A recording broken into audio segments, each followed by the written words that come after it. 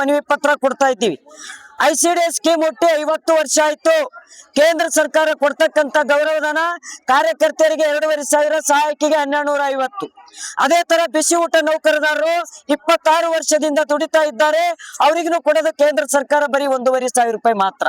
ಇವತ್ತು ಅಂಗನವಾಡಿ ಕಾರ್ಯಕರ್ತರಿಗೆ ಇವತ್ತು ಕೇಂದ್ರ ಸರ್ಕಾರದಿಂದ ಹಣ ಬಿಡುಗಡೆ ಆಗಿಲ್ಲ. ಮತ್ತು ಅಂಗನವಾಡಿಯಲ್ಲಿ ಇರ್ತಕ್ಕಂಥ 3 ರಿಂದ 6 ವರ್ಷದ ಮಕ್ಕಳು ಇರುತ್ತವ.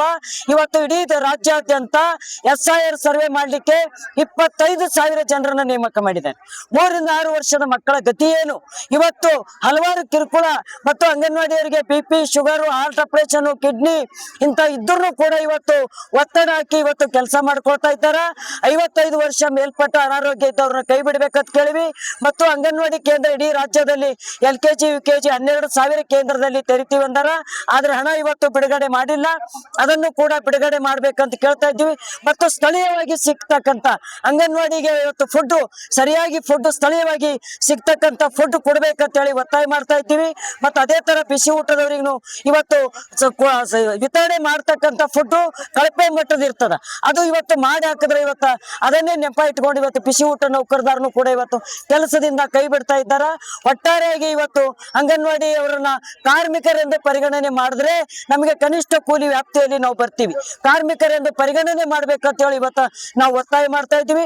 28 ಇದ್ದಂತ ಕಾರ್ಮಿಕ ಕಾನೂನುಗಳನ್ನ ಇವತ್ತು ಸಂವಿಧಾನದಲ್ಲಿ ಬಾಬಾ ಅಂಬೇಡ್ಕರ್ ಬರೆದಂತ ಸಂವಿಧಾನವನ್ನು ಇವತ್ತು ತಿದ್ದುಪಡಿ ಮಾಡಿ ಇವತ್ತು 4 ಕಾರ್ಮಿಕ ಸಂಹಿತೆಗಳನ್ನ ಮಾಡಿ ಇವತ್ತು ಇಡೀ ದೇಶಾದ್ಯಂತ ಕೋಟಿಗಟ್ಟಲೆ ಸ್ಕೀಮ್ ನೌಕರನ ಬದುಕು ಇವತ್ತು ಅತಂತ್ರ ಸ್ಥಿತಿಯಲ್ಲಿ ಇವತ್ತು ಕೇಂದ್ರ ರಾಜ್ಯ ಸರ್ಕಾರ ತಂದದ.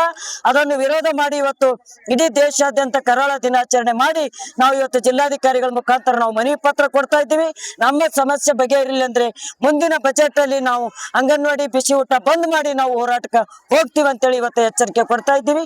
ಶಾಂತಾ ಎನ್ ಗಂಟೆ, CITU ಜಿಲ್ಲಾ ಕಾರ್ಯದರ್ಶಿ ಮತ್ತು ಅಂಗನವಾಡಿ ನೌಕರ ಸಂಘದ.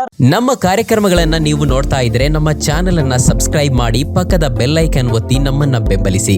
ಹಾಗೆ ನಮ್ಮ ಕಾರ್ಯಕ್ರಮಗಳನ್ನ ಲೈಕ್ ಮಾಡಿ, ಕಮೆಂಟ್ ಮಾಡಿ, ಅದನ್ನ ಬೇರೆಯವರಿಗೂ ವಾಟ್ಸ್ಆಪ್ ಮೂಲಕ ಶೇರ್ ಮಾಡಿ. ನೀವು ಹೀಗೆ ಮಾಡಿದಾಗ ನಮ್ಮ ಚಾನೆಲ್ ಇನ್ನಷ್ಟು ಮತ್ತಷ್ಟು ಜನರಿಗೆ ತಲುಪಲು ನೀವು ನಮ್ಮೊಂದಿಗೆ ಸಹಕರಿಸಿದ ಹಾಗಾಗುತ್ತೆ.